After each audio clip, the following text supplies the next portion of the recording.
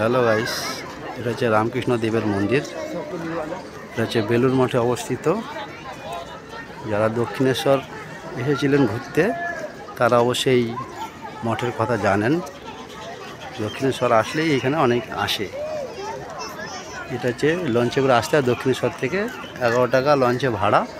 এই লঞ্চে এসে এইখানে দেখতে হয়।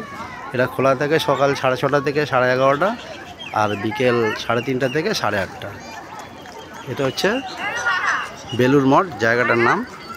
এটা হচ্ছে রামকৃষ্ণ দেবের মন্দির। এটা গার্ডেন খুব সুন্দর, দেখতে পাচ্ছেন কত সুন্দর ফুলগুলো কত সুন্দর ফুল ফুটে ফুটে আছে। ভিডিওটা যদি ভালো লাগে অবশ্যই লাইক কমেন্ট করো। আর সবচেয়ে বড় কথা, সরকার ব্লগস আমার হচ্ছে চ্যানেলের নাম। চ্যানেলটি নতুন হলে সাবস্ক্রাইব করে নেবেন, নতুন নতুন আরও ভিডিও আমি যাতে আপলোড করতে পারি তার জন্য।